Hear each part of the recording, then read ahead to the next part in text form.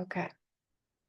Okay, I'm going to go ahead and get started. So for those of you that don't know me, my name is Claire Reinert. I'm the teaching and learning librarian here at Park. So that means that I poke my head into classes that have, a research or an information literacy component, and we'll do a lesson about something to do with the research process. So today I had wanted to talk about decoding or making sense of research assignments because that can be really challenging. So I did choose to, oh, here's what we're talking about. Here's my objectives for you guys today. We're using the frame of Criminal Justice 100. So I love that my interior design students get to hear this and they get to parse out the information because a lot of it is still relevant to them. This is just the assignment structure that I chose to use as an example. So don't black out, don't stop listening yet, because it will be relevant to you. I'm really focusing on the components that are kind of universal across all sorts of research aspects and research assignments. So the assignment. So for CJ 100, we'll break apart the assignment description in a hot second, but there's a series of essays that students do across the semester. So whenever you are faced with, okay, here's an assignment, I've never done this type of assignment before, in this particular class. These are the questions that I always ask myself when I first see an assignment and I'm not really sure how to handle it or how to tackle it. So number one, okay, what are the assignment requirements? What are the things that I have to include in the thing that I turn in? Two, what have I done before? What do I already know how to do? And it might be a little bit of a stretch. It might be, well, I've done something similar, but not quite the exact same thing. What content do I have to learn to do well? So I find it's helpful to identify that at the beginning of the process so that you can be a little more intentional and a little more strategic about how you learn the things that you didn't already know, how you go about kind of educating yourself in that way. And then in order to do this assignment well, what hard skills am I going to have to learn? So using a particular citation style, finding outside sources, writing a thesis statement. Those are the three, common ones that came to my mind when I thought about this. What skills do I need to learn? So for this is everything that's got quotation marks for the rest of this slide deck is stuff that I have copy pasted exactly from the assignment description. So one of the things to do early on, right, is to kind of come up with a plan of attack. So, okay, first I'm going to do this, and then I'm going to do this. And the instructor for CJ 100 has actually kind of already done that for you in the assignment description, which is a little bit unusual. So you can't assume that that's always going to be the case. It's just really for this particular assignment type that she's got it sort of laid out for you like this. So this is helpful too. I would look at this and I would spend some time saying, okay, decide on your topic, come up with an outline, write your thesis statement, write the body of the paper. Okay, so I'm going to have to break it down into categories, right? Main points and then sub points. That's interesting. Maybe I've never done that before.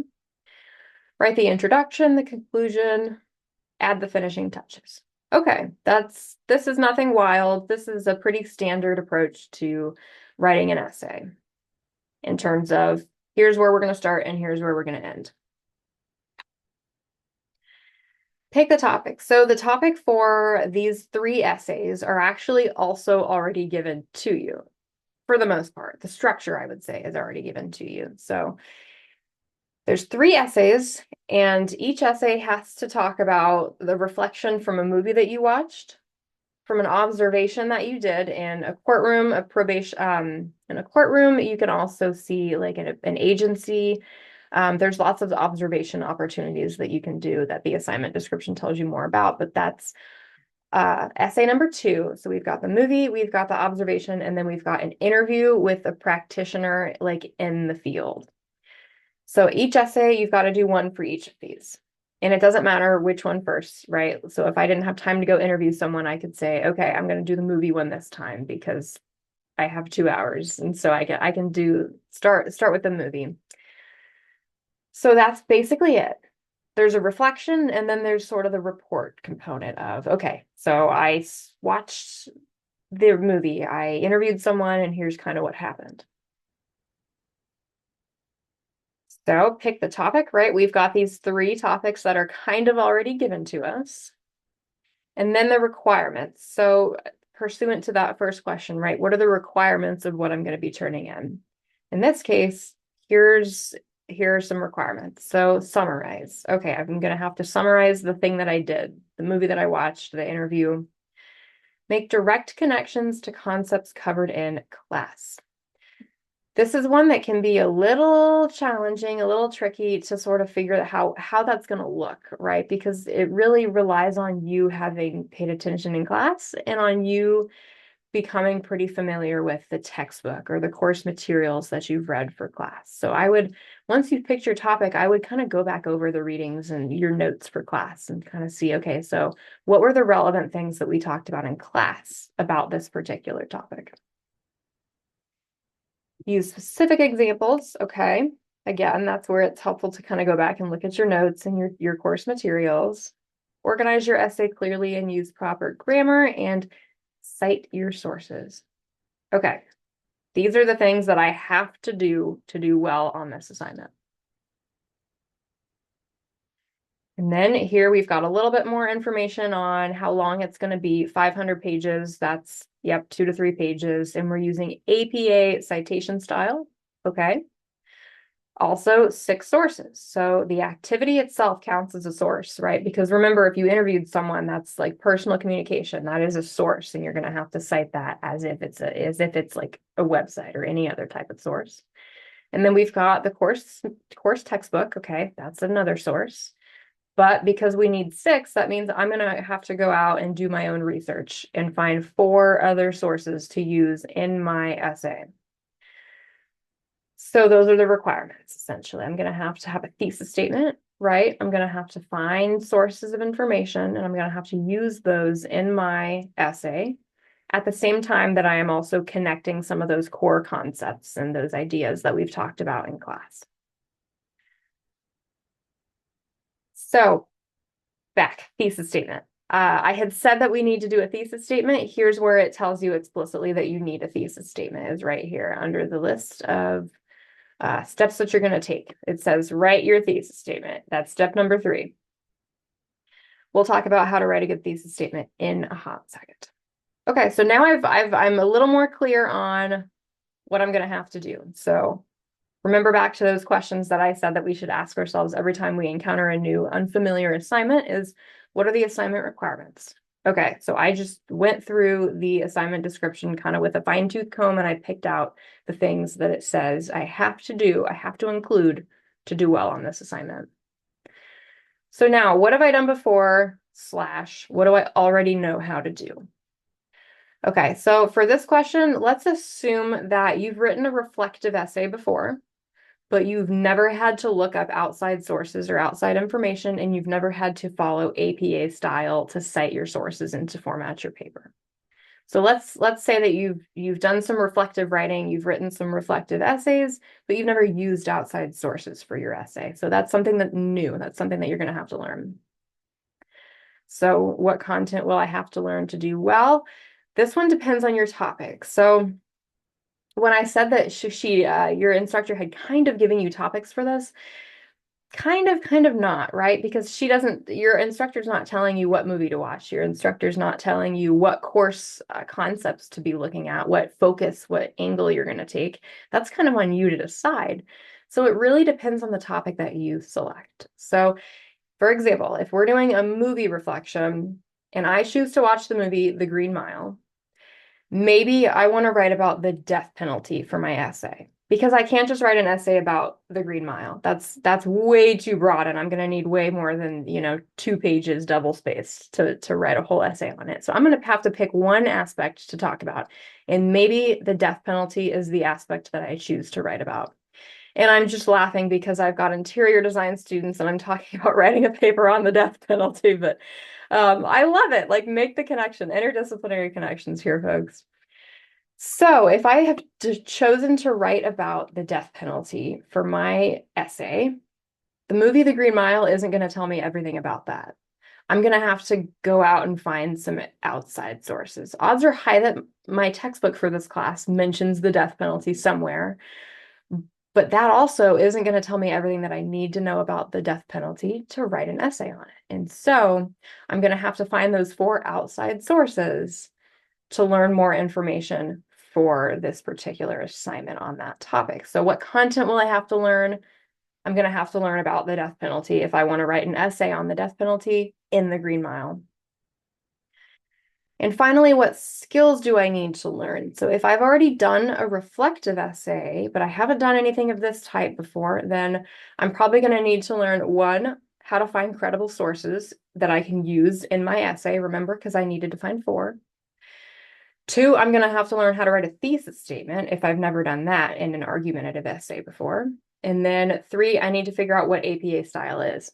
Because if I've never, cited sources, used outside sources, I've never written a paper that follows APA style, that's something I'm also going to have to become more familiar with as well. Those are the skills that I'm going to need to learn. So now that we've sort of paused, we've taken inventory, right? What do I know? What do I not know? Okay. So here are the things that I need to learn. Now we can be a little more strategic about that. So thing number 1 that I had said we were assuming that you don't know already is finding credible outside sources to use in a college level paper.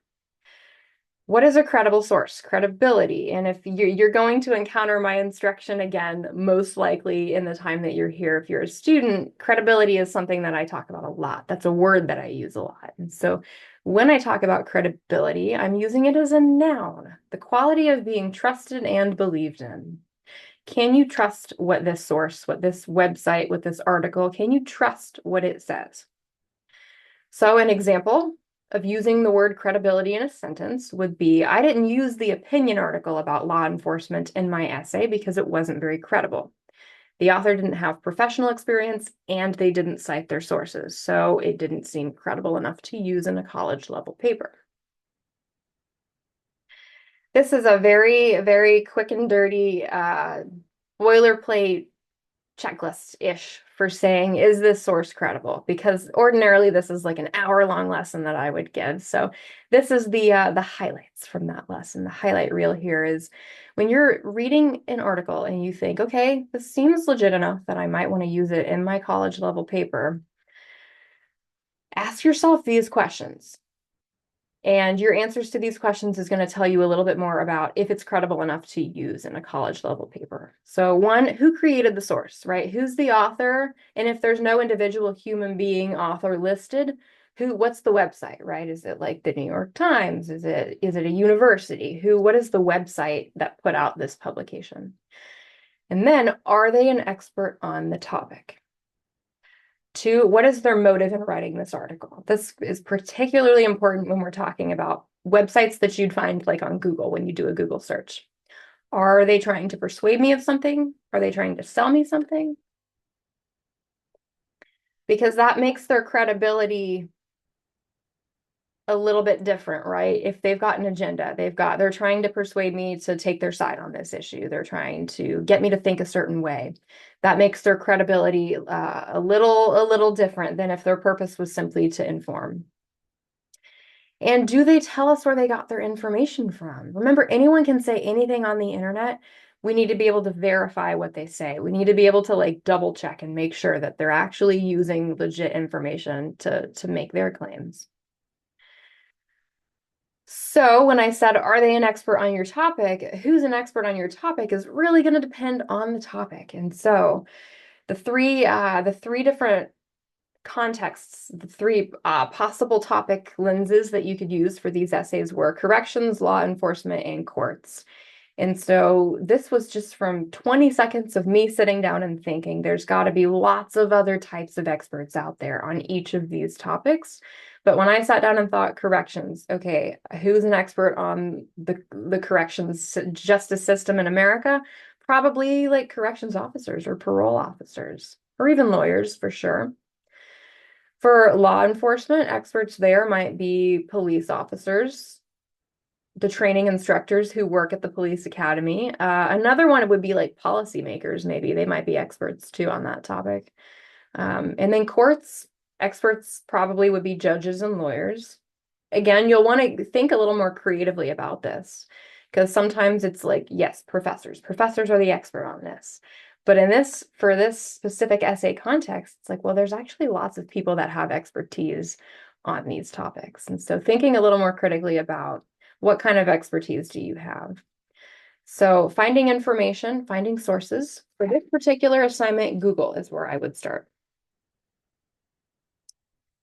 Writing a thesis. Remember, that was thing number 2 that we were going to have to learn how to do for this particular essay, because we've never written like an argumentative essay where we're pulling in outside sources to kind of support our argument and our claim.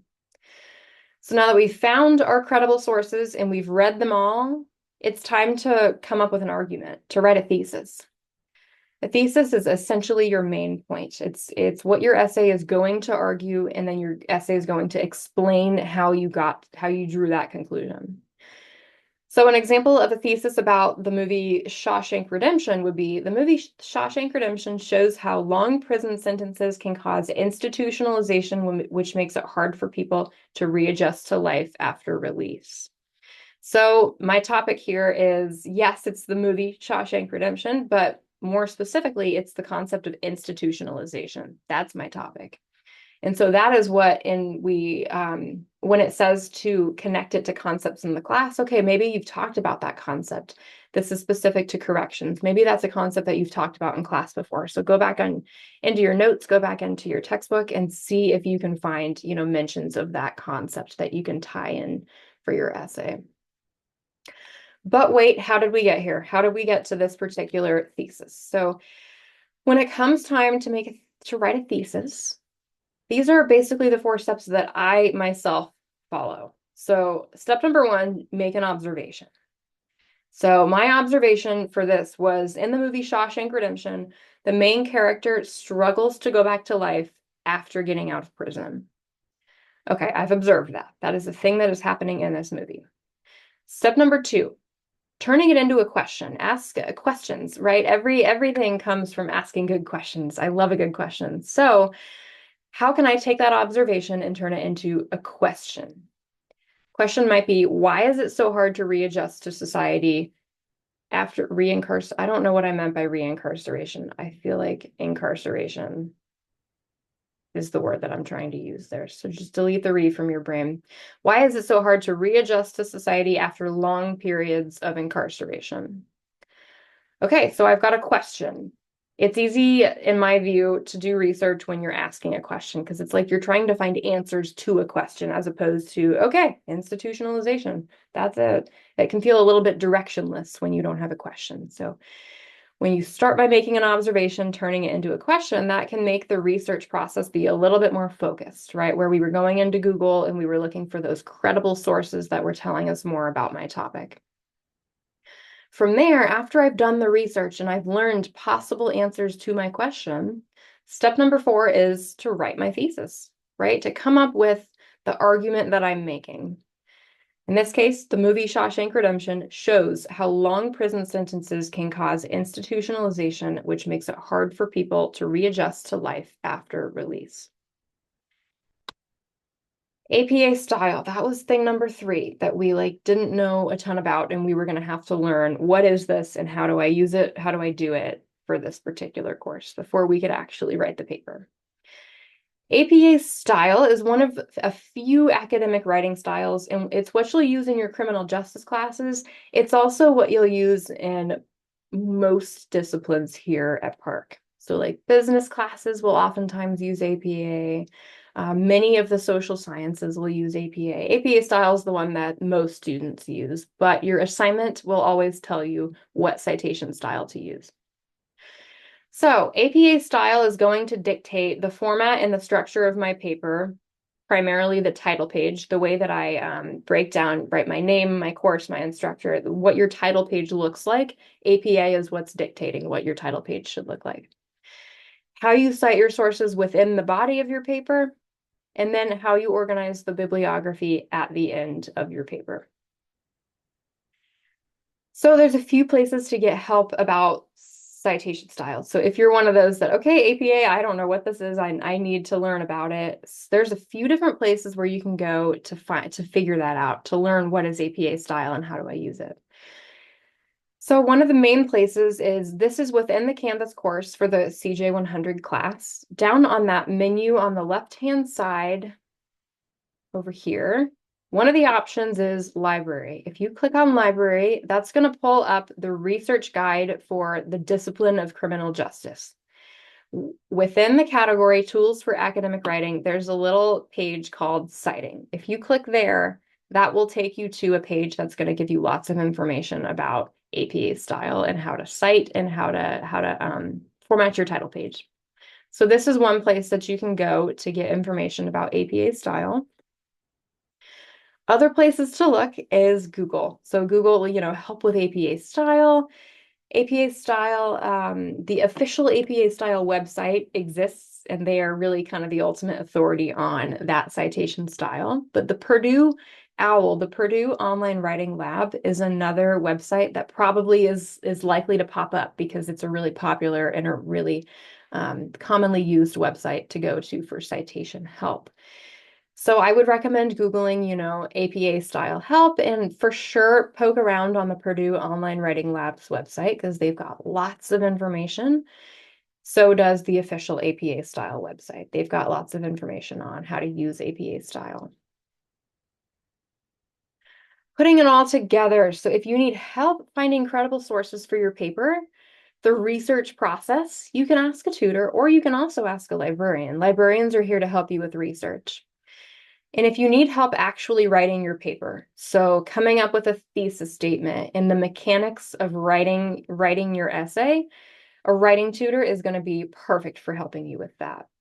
So the places that you would go, one of the ways you can go, you could also just Google Park University, tutoring or make a tutoring appointment, and that would get you where you want to go. But also within your Canvas course on the left-hand side, right above library, is the tutoring tab. If you click on that, that will take you to the tutoring website, and that's where you'll go to make an appointment to see a tutor or to see a writing tutor to get help with the writing process as well.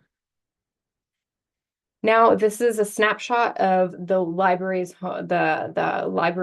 homepage. So if you're on Park Library, if you Google Park Library and you're on our website, if you just scroll down a little bit, this is a snapshot of that. Right there on the homepage, you can make a research help appointment with any of us librarians. Again, my name is Claire. I love working with my students individually as well. So make an appointment with me anytime if you need help with research, if you need help finding credible sources to use in your college papers. And that is all that I have for you today. I'm going to go ahead and stop recording.